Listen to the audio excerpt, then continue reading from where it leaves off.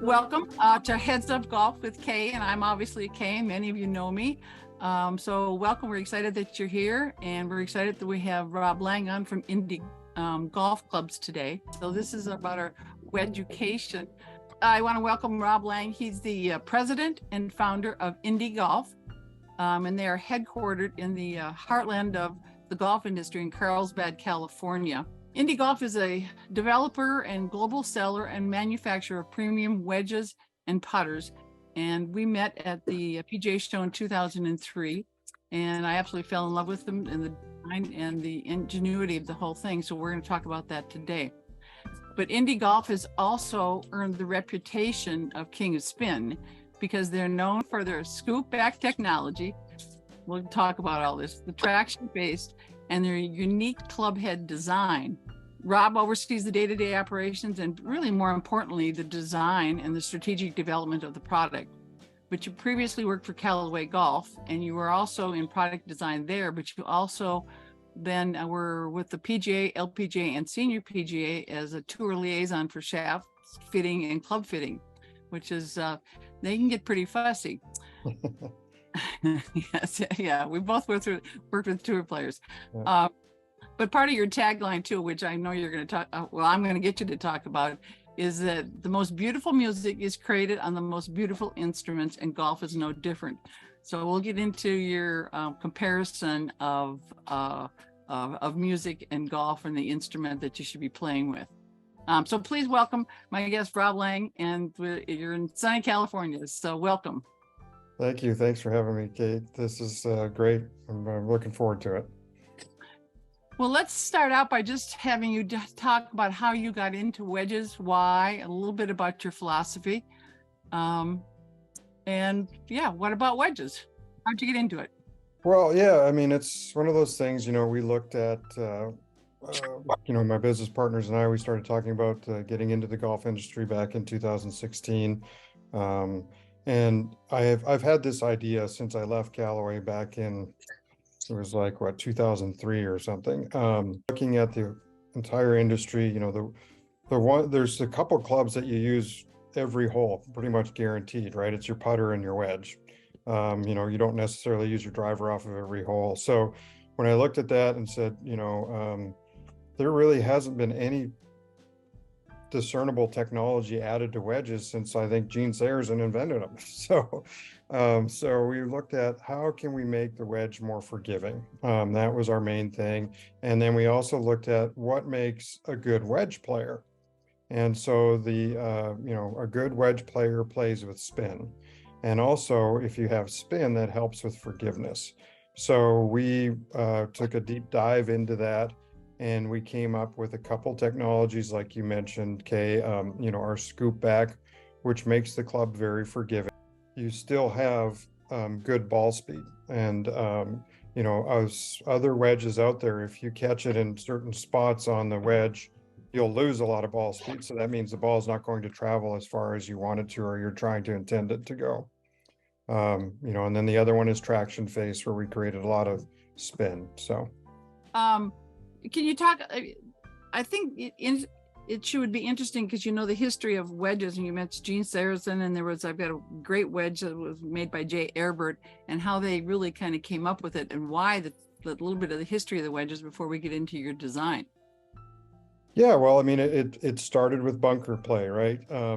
Back in the day, they had irons that had very narrow soles on them.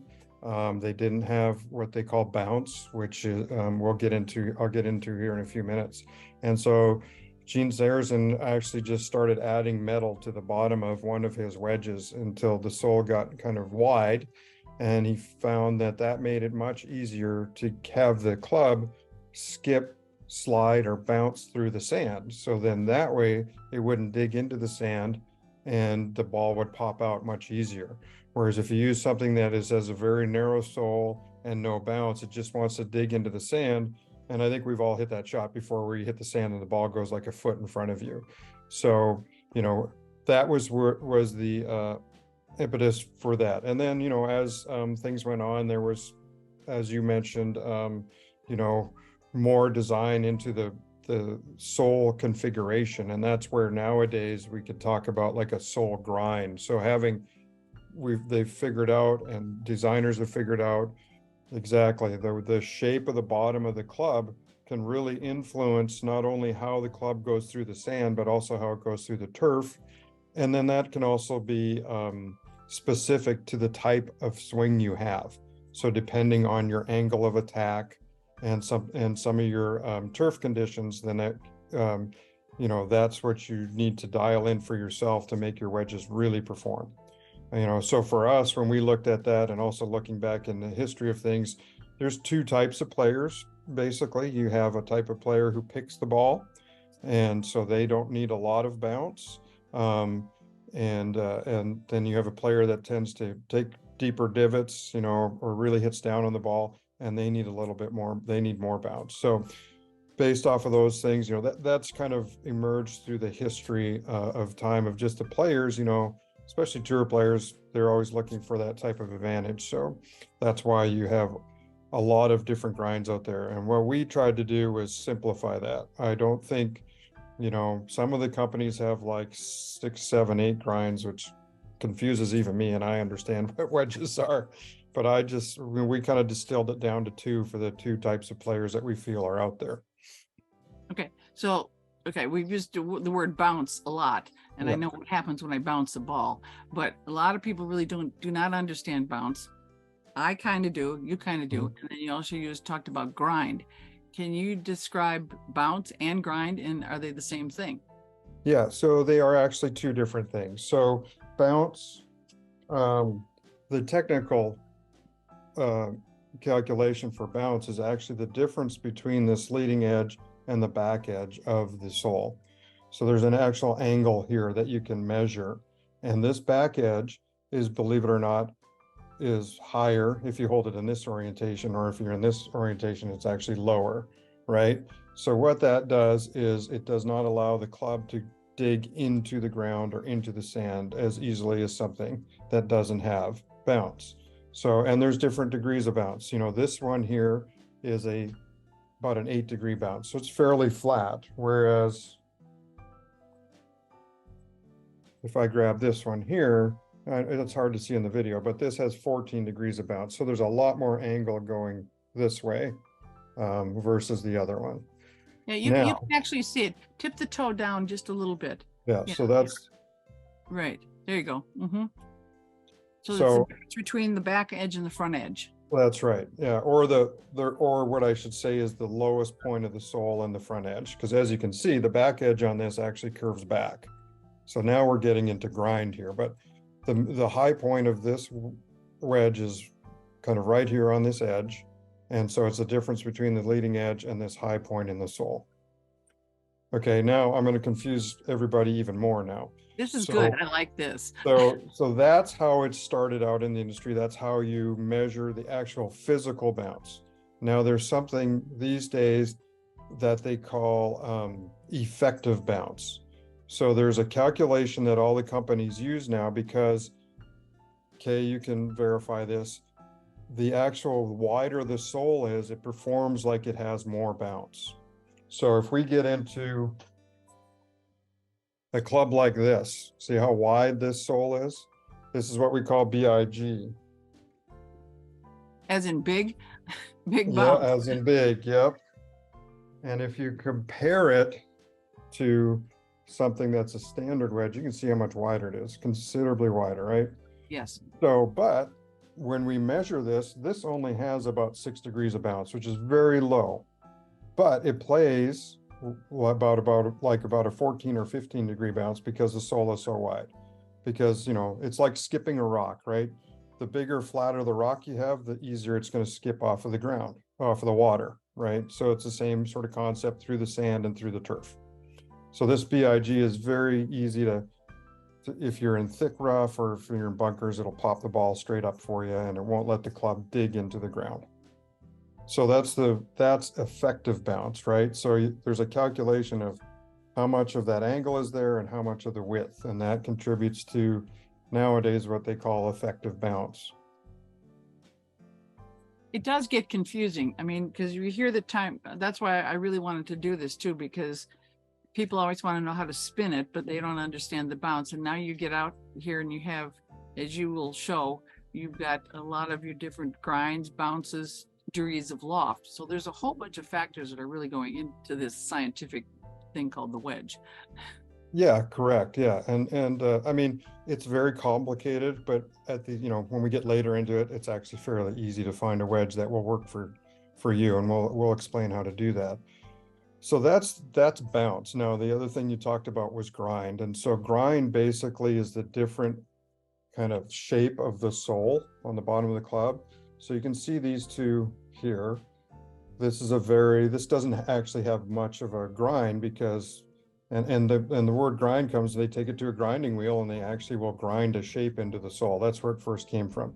So this here's a pretty basic, doesn't have a lot of grind on it. It's a fairly, standard sole configuration you're going to see out there. Whereas when we go into this sole, you can see how this back edge is ground down. This portion is flatter. And this sole is actually wider. So what this does for a wider sole wedge is when you put it into a position where you're going to open the face and maybe hit a higher flop shot, it keeps the leading edge low to the ground, so you can still get the leading edge underneath the ball.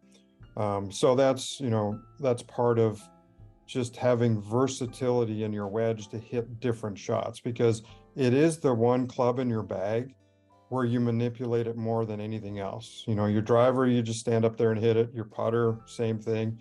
And even with your irons, you typically are not manipulating them a whole bunch unless you're like me and you're punching out of the trees or something. But that's why we do education golf, to keep you out of the trees. But go ahead. There you go, exactly.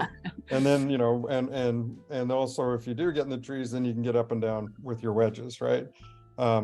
So that's where grind comes from. So it was somebody actually took the club and went, I'm hitting it too much here, or the club isn't performing the way, so they actually took metal away from it so that it goes through the turf the way that they want it to. And that's very important. If you get a wedge that has the right grind and bounce for you, you're going to make more solid contact more often, and then you're going to have a lot more control over the ball. It's amazing where, you can go, we do it all the time. Kay does it all the time too. You go out, someone is hitting their wedges and they're just taking huge divots and can't hit their wedges at all. And then all of a sudden they're like, what's wrong with my swing? It's like, well, here, try this wedge. And then all of a sudden they're hitting it much more solid. It's just because they had the wrong tool, right? So. Yeah, and we do talk a lot about the tool, and that's why I'm so interested in wedges. And what you talk about is because you can create there's so many different situations that you can get into. But everybody talks about the ball, but it's really about understanding the tool and having the right tool for the right job. Yes, absolutely. Yeah. So in doing that, let's say, okay, let's talk about the face, because this is what I was fascinated with too. And we'll talk about conforming to non-conforming, because you hear that all the time. And I was fascinated to hear you say that you make non-conforming wedges, which I love. But could you explain actually about the grooves, why they're all the way across the face, and what a conforming wedge groove is? Absolutely, sure. So I'm going to just step back a little bit and talk a little bit about our scoop back technology, because that leads us directly into how we came up with the grooves and why you need them. So if you look at our wedges, you can see in the back here, there's this geometry that looks like a scoop. You kind of have a little flange that sweeps out there. And so what we did is we shortened the hosel by about 1/4 inch compared to other wedges that are out there. And we move that weight higher in the face and out towards the toe. So what that does is it actually moves the center of gravity. In most wedges, it's a little bit towards the heel. Our wedges, it's right smack in the middle of the face. So it makes the wedge want to twist less. So going through the rough, stuff like that, it's not going to twist as much. The other thing it does is we now have much more consistent ball speed across the face. So what that is basically forgiveness. So no matter where you hit it on the face, the ball's traveling almost as far as if you hit it right in the middle. And we know that when most players miss a wedge is out towards the toe, and high in the face. Well, now we've got a little bit of mass up there, and we all went through high school math or physics where they said mass times velocity. So now we have that thickness there, and the ball will still travel almost as far. Whereas other wedges, you hit it there and it's dead. It just kind of ends up right in front of you. So the reason why I went into that before going into the grooves is because it also raises the center of gravity higher in the face, and that helps spin the ball. So that's what we were trying to accomplish, right? So normally I'd say the center of gravity of a wedge is kind of down in this area. Ours is just move it up a couple millimeters, and that does make a big difference. So the higher the center of gravity, then the ball stays lower, gets compressed more, and it spins more. And then, so like I said, we know that players hit it out towards the toe. So we took all the grooves and extended them out towards the toe, because if you hit it out there, you still want the ball to spin. You don't want the ball to hit the green and run across the green and over, right? You want it to hit and stop. The other thing we've done is we worked for a couple of years on figuring out a groove configuration that actually does spin the ball more. So there's two different reasons why you have grooves, and one of them is when you're in the rough, it gets the debris out of the way. So the debris actually goes in the groove so you can get more face on the ball. But the other thing is the edge of the groove is important to, if you don't have that debris and you're able to hit the ball clean, then you're going to be able to optimize spin. And so we figured out a groove configuration that the more grooves we can put on the face, the more spin we would get. So our wedges have 22 grooves. Most other wedges have 16 to 18. They're a little bit wider and a little bit further apart. Ours are a little narrower and a little closer together. Now getting into, did you want any questions there before I go into conforming, non-conforming? People think it's just a wedge, it's just a golf club, but there is so much that really goes into it. And that's what I found fascinating about the grooves, because they really don't understand. I get a lot of, well, I'll just say some of my kids, they come back with dirty clubs and mud on them. And it's like, you have those clean clubs, because there's a big importance to why we have the grooves. I also want to just talk about, you mentioned the leading edge, and many people do not understand the leading edge, which, we have a lot of terms in golf. So that leading edge, we talk about that a lot and how that should really work. Plus, in the design of the club, one of the designs is also the shaft leans forward, so the leading edge stays flush to the ground. Those are just little things that we very good, yeah. The recreational golfer, because they really don't understand it. Because to me, when I teach it, they always want to, they know subconsciously that increases the loft, but that doesn't compress the ball, as you said, or doesn't give it the spin, because you're not using the tool correctly. So, but I like the idea that what I also liked about what you said is that you took 1/4 of an inch of the weight out of here, because I pick up a lot of wedges, and especially for women, they're so way heavy, but to take that weight out of here and put it out here makes a lot more sense, because most people are hitting it out here. Right. The idea is to get in the center. But yeah, even the best players in the world do. I mean, when you're opening that face up, I mean, it's just natural you're going to hit it out there. So on those types of shots, you want that help. So. And then I kind of interrupted you. Go ahead. That's okay. And then getting into groove. So what makes it conforming and non-conforming? So so for conforming wedges, groove is you need something that they can only be so close together depending on the width of them. So like I said, our grooves for conforming are a little bit thinner, right, compared to non-conforming. The other thing that's really important that the USGA pays a lot of attention to is the radius. Question: when you say thinner, is that the depth of the groove, or no, it's the width. It's the width. Yeah, distance between them, right? Okay. Yeah, well, it's actually the width of the groove. So the depth of the groove does matter, but what I'm trying to communicate is that that's the reason why we have a lot of grooves on the faces, because ours are thinner. They're not as wide, whereas our non-conforming grooves are very wide.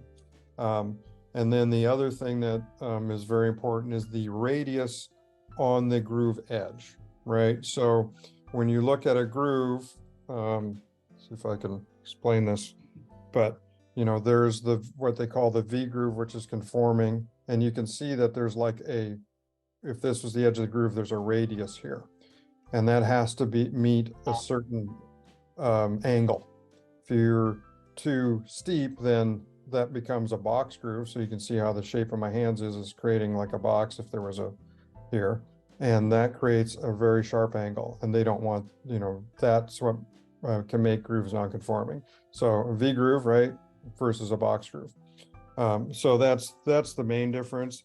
And then, you know, when we actually started with the non-conforming product because we were like, you know, how do we just have people enjoy the game more when they're, and a lot of it is when you're chipping and pitching, if the ball doesn't stay on the green, that's no fun.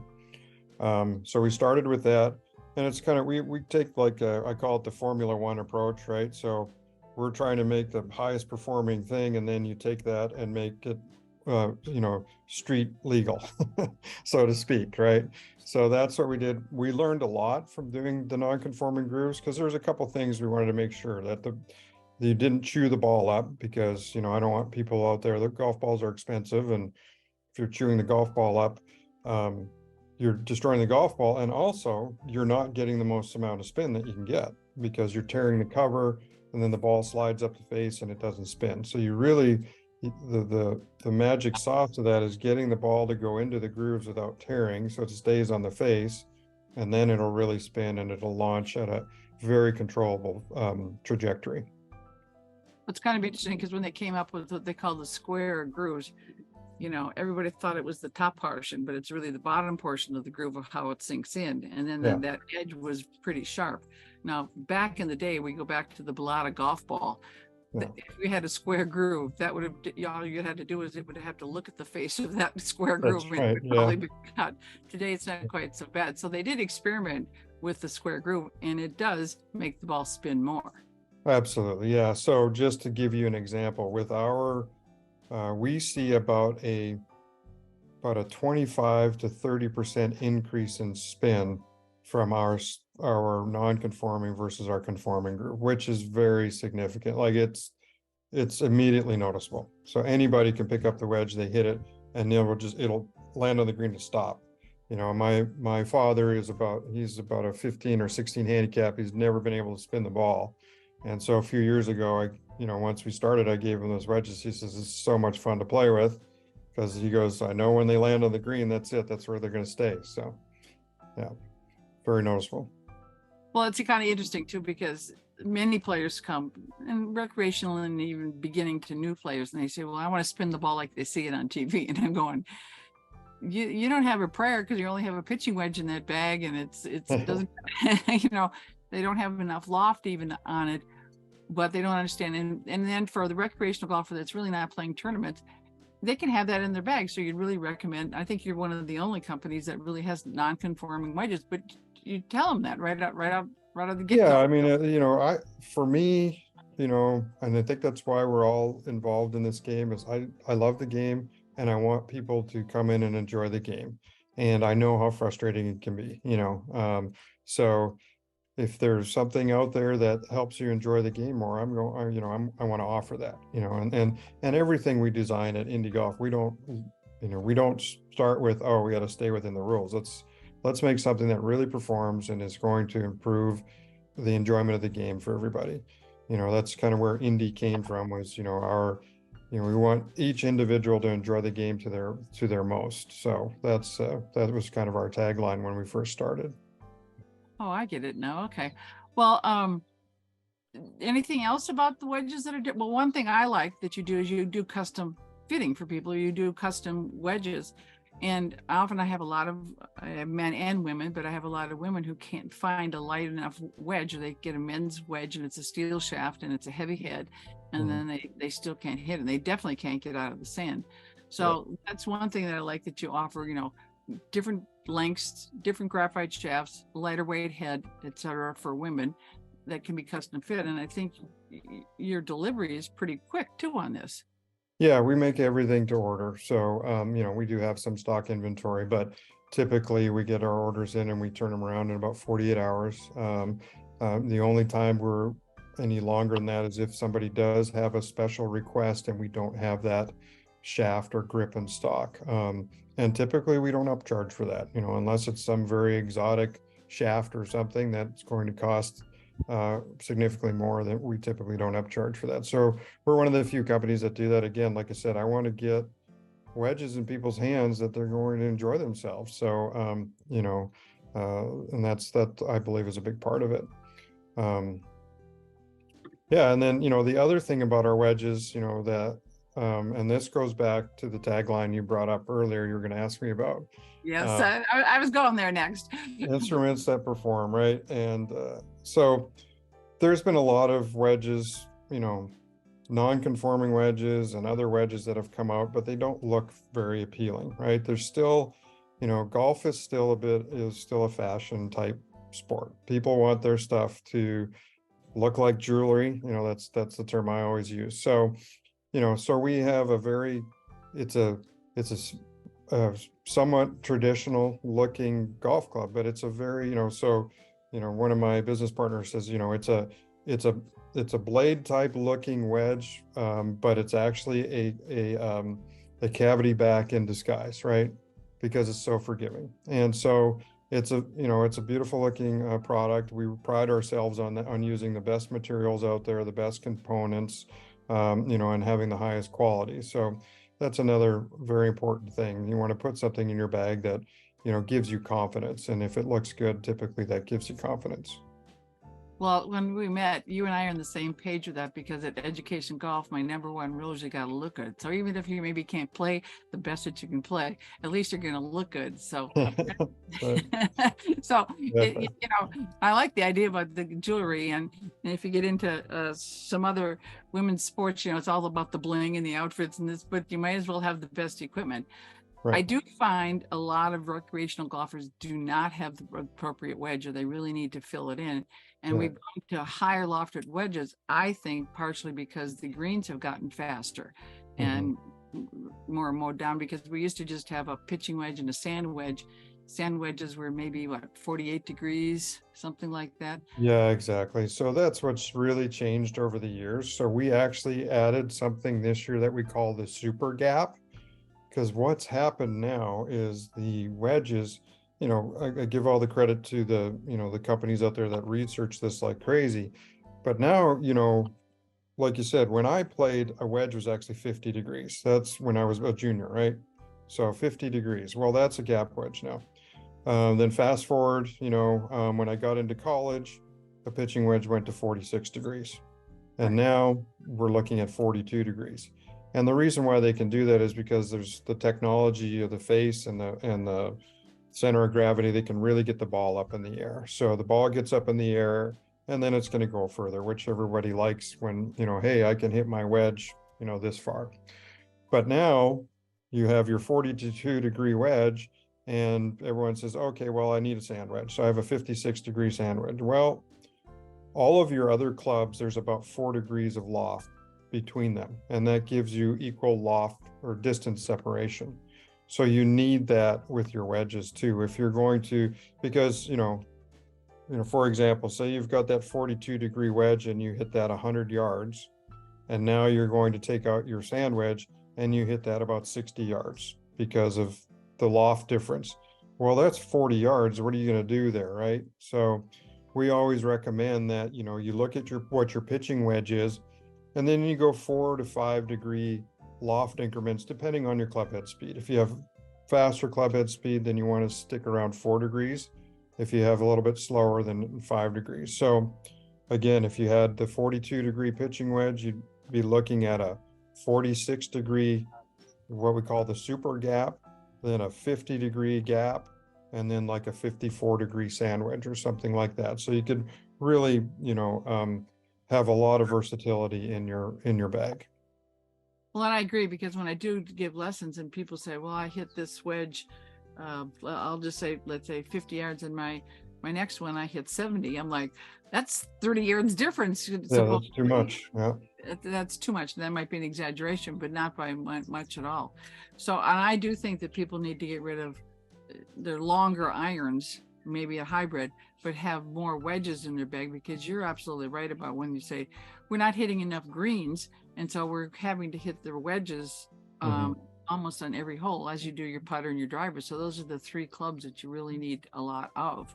So you need to have more tools in your bag. Exactly. Yeah, I agree with that. I mean, that's, you know, I was looking at some statistics the other day, and most golfers hit maybe 5 greens around. So that's 13 greens that you aren't hitting, that you're going to be chipping or pitching or hitting out of a bunker. So, I mean, that's right there. You can save a lot of strokes just by having the right wedge in your hand. So, and it's very difficult if you're behind a bunker and you only have a 52-degree wedge. It's going to be very difficult to loft that up high enough to get it to stay on the green. So that's where you want a 58 or 60-degree wedge or something like that. Okay, I'm going to switch gears a little bit on you right here because that's a lot about wedges, and we'll open it up to the Sure. group here in a second. But I was also fascinated. I'm going to go to your music and talk a little bit about your putters because I thought your putters were absolutely excellent. It was one of the best balanced putters I ever had. But the names were rather interesting. Yeah, so I mean, indie not only, it started with individual, but also, you think about it, indie, the indie music scene. So that's people being very expressive to their individuality. And so we thought that was unique. And we all within our company, we're all very big lovers of music. And so when we started with our putters, those came out in 2019, which wasn't the best timing. But we launched those, and we have different styles, and again, it's based off of the same premise with the wedges. Putting, distance control is everything, right? I mean, if your line can be off a little bit, but if your distance is good, you're not going to three putt as much, you're going to make more putts, that sort of thing. So we created putters, again, that are very forgiving. No matter where you hit it along the face, the ball rolls the same distance. But we also got very creative. So we launched, with a putter called Ramon for the Ramones. And then we had another putter we called Allison, which is Elvis and Costello's song. There's a great line in there that we like that says, "Allison, you keep me straight and true." So we like that a lot. And then last year we introduced a putter we call Jet. Kind of looks like a jet, but so it was like Joan Jett, so that was a fun one. And then this year we came out with a putter we call Cash for Johnny Cash. So yeah, so we have some fun with that. I think it's great, but the putter's also good. But I know we're focusing a lot more on wedges, which I think it's really fun if you can get your short game down. Those are really your scoring tools, and I think you really need. I always talk about scoring tools, but no one ever really talks about how this is designed and how it actually can operate. So with that, if anybody maybe open it up to some questions. You just raise your hand and then maybe take yourself off mute. Let's do. We've got some pretty experienced players. We've got some beginning players in this group. We've got some golf professionals. Anybody with a question? This group is. Okay, it's George. Hi, George. George is a golf professional. Yeah. Hi, Rob. I met you at the PGA show. I ended up buying an Indi Golf wedge out there last. Great. Thanks, George. So question that I get from a lot of my students, it's not much of a question as it is to maybe provide their answer. A lot of students will ask me, so, hey, how do you spin the wedge like they do on TV and back it up, 50 feet or whatever they want to try to do? And I explained to them that even before you get to the technique, all the different variables that have to happen between the wedge and the ball and the grass and everything before you can even try to spin. And so I'm just wondering if you can maybe share your thoughts on all those different things that have to happen before you even swing at the ball. Yeah, exactly. So again, it goes back to having the right bounce and grind. So depending on the turf and the way you swing the club, because you're trying to get as much solid contact on the golf ball as you can, and you want to compress the ball to get it into the grooves. So what that means is you have to have a little bit of shaft lean forward. So there, like you said, there's just a multitude of things that need to happen. Now with the professionals, they practice 8 hours a day, and they're able to do it on full swings, and they're able to do it on little pitch shots around the green because they kind of understand the dynamics, and they set themselves up to be able to hit those shots. So like I said, a lot of it is they play, even short shots, they play with a lot of speed, but you have to make sure you're delivering the club the right way using that speed so it doesn't go flying over the green. It goes to the distance you're looking for. And again, that has to do with making sure you select the right loft for the shot so you can be aggressive and you can swing at the ball. A lot of people, when they play, they'll take out their wedge and they'll take a swing that's a little bit too big and they'll decelerate into it. And now that's not going to spin the ball. Whereas you want to be a little more aggressive. You want to be hitting the ball with a little bit of speed, and that will spin the ball. So, those are some of the basic things, but many people, I think the amateur golfer always looks at the distance first, and the golf professional first looks at the lie of the golf ball. And many people don't understand the lie. So I'm always explaining the lie. Sometimes you can have a big fluffy lie. Most often, sometimes people have what we call a tight lie. There's not a lot of grass underneath it, and they will then tend to scull the ball. And I also find, I'm going to go back to talking a little bit about how the tool should work. And you talk about the industry word is shaft lean, but that's how the club is designed. It's not designed like that. So the brain says, well, I want more loft. So they're taking the handle backwards and making it go more loft that way. But then the leading edge goes up and hits the top of the ball. They think they're not getting underneath it, or they have to hit down into it. So I talk about what's down is the leading edge stays flush to the ground, therefore you're hitting down into it. But that's because the handle is always ahead, or your hands have to keep moving when you talk about acceleration. So we kind of get into technique. But I wanted to mention that, people never look at the lie. They just kind of do their range finders and go, oh, that's 35, but they're not looking at how the lie of the golf ball, which then can change where you place the ball position too in your stance. So some of it gets into technique. So there's a lot to do with the short game. You could spend hours on it. I have a question for you. I'm a higher handicap, but I play a lot of different courses. And I found one of the major wedges that I found a grind that works, but I struggled out of the sand.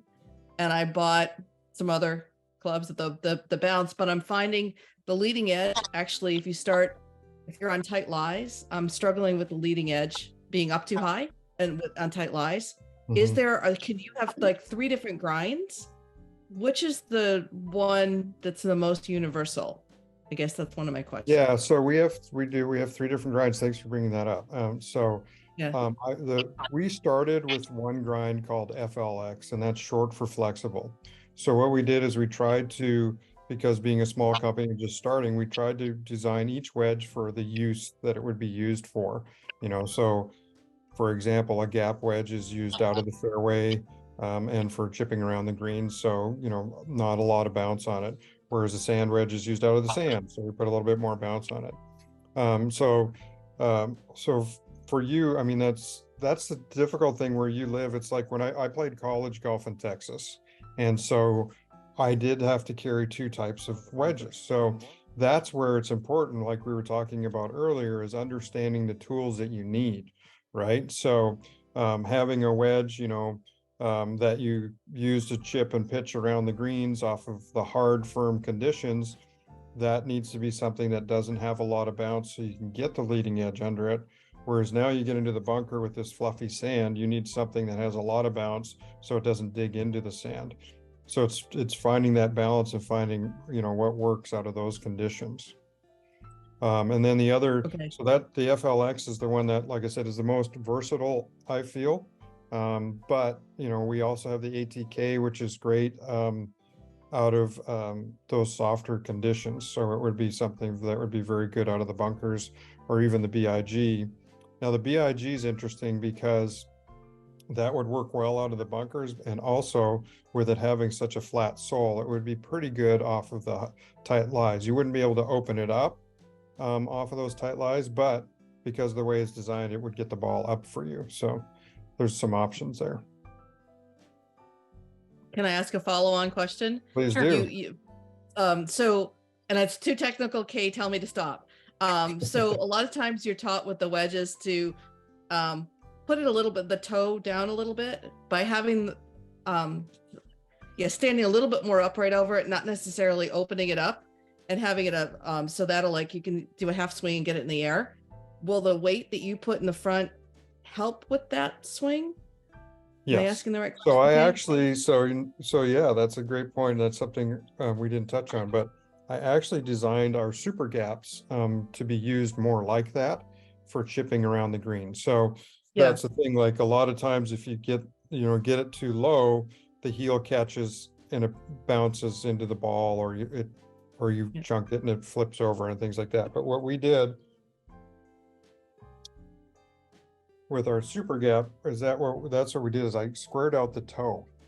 So now that when you do get into that heel up and you go to chip and pitch with it, there's a lot of surface area you can still hit it on, right? Whereas other wedges, this is much more rounded out.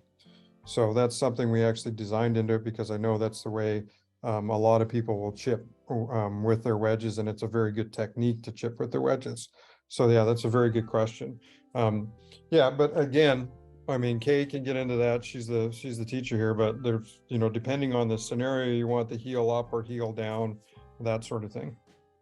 Yeah, it does do a lot, because it creates a shaft that's more like a putter, so it's a little bit more underneath you, and then it also, when you do that, it doesn't have as much surface that can hit as much grass.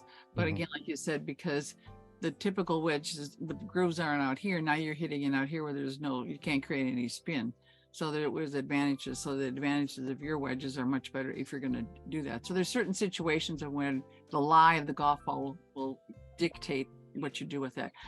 But as you said, there's so much you can do with a wedge. You can open the face up, you can create different bounces, you can play it back in your stance, you can keep the leading edge down. So there's there's an infinite variety of things that you can do, and an infinite variety of shots that you can then create. Well, we always tell people, let's first start out with vanilla. That's before we get to chocolate and strawberry. Right. And with the Thank you. Great questions. I think that talking about this, and we could probably talk about this for hours and explain even more, but I want to tell people that they can go to your website. You have a lot of information on there. And again, you have putters also, which I think are absolutely fabulous. And they can also go to my website under affiliate partners and find the code. They can call me and talk to me about the type of wedges. I have wedges that I've now demo wedges from you that they can come and try with me. And that's the thing. We have a chat there. We also have a phone number there. We love to talk, wedges and putters. So if you have any questions, if you're looking at something and don't understand it, don't hesitate to reach out to us. We'll definitely get back to you. Thank you very much, Rob. I appreciate your time and your efforts in the golf business. Well, thanks for having me. As you can see, I have a big passion for this, like yourself, and I just want everyone to go out there and have fun. So, if you ever need me for anything else, let me know. I will. I want to thank you very much. And as I always sign off, I always say, keep your head up, because it's all in the attitude, and we promise your scores will come down.